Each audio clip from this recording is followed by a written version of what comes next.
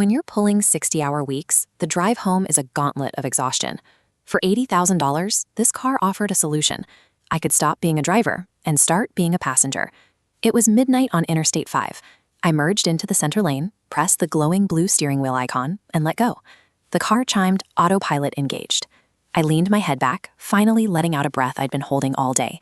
The hum of the electric motor is perfectly consistent. It's a lullaby for the overworked. I didn't mean to fall asleep. I just closed my eyes to rest them from the glare of the headlights. The car knew the route. It was supposed to wake me up when we hit the exit. We pay for the luxury of vulnerability. We trust that the sensors and the code can manage the world while we drift off, believing that technology has made the most dangerous part of our day perfectly safe. I didn't wake up to an alarm or the sound of tires on asphalt. I woke up because the air in the cabin had gone completely stagnant. The silence was absolute. I assumed there had been a system failure and the car had simply pulled over to the shoulder to wait for me. I reached out and flicked the high beams on. The high beams tore through the darkness, but they didn't find a highway shoulder. They hit a solid, impenetrable wall of ancient pine trees. The bumper was inches away from the wood. There was no road in front of me. When I looked in the rearview mirror, there were no tire tracks in the mud behind me, just endless, thick brush. The car was deep in a forest it couldn't have possibly driven into. There were no broken branches, no cleared paths, and no way back to the pavement. My first instinct was to call for help. I grabbed my phone from the charging pad, but the screen showed a hollow X over the bars. No service. I turned to the 15-inch center console. The GPS map was a gray digital void. No roads, no coordinates, no data at all. Just a single, flashing red dot representing my car, suspended in the middle of nowhere.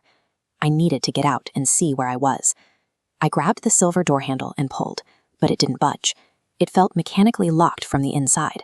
The moment I pulled that latch, the car's security system engaged. All 4 doors deadbolted at once. The sound of the lock snapping down echoed through the small space.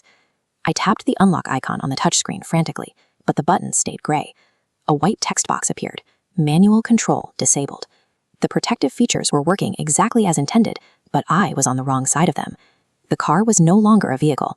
It was an inescapable box. Then the mood changed. The soft white ambient lighting along the doors and dashboard flickered once, then turned a harsh, aggressive red. The blank map vanished. A single line of text typed itself on the black screen. Destination reached. I hadn't set a route. I hadn't entered a destination. The text blinked twice and updated.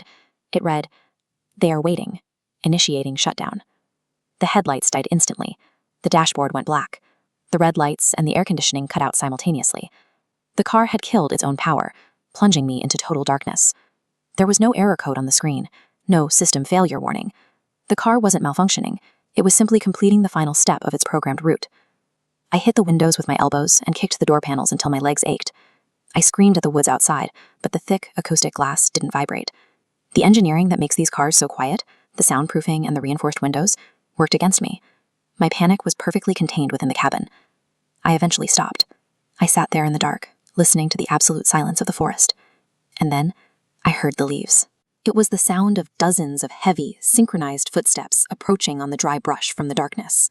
All the luxury features designed to isolate me from the world were now ensuring that when the world came for me, no one else would know. They surrounded the car. I couldn't see them through the pitch black, but I could feel the weight of their presence inches from the glass. In the faint moonlight, the silhouettes appeared. Dozens of pale, misshapen hands began pressing flat against the glass, covering the windshield and the side windows until the faint light was gone. The car's internal speakers crackled to life.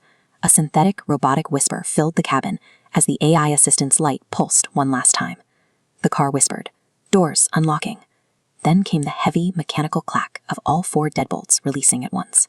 When we hand over control for the sake of convenience, we assume the machine is loyal to us. But once you're no longer the one driving, you're no longer the one in charge of where you're going or who you're being delivered to.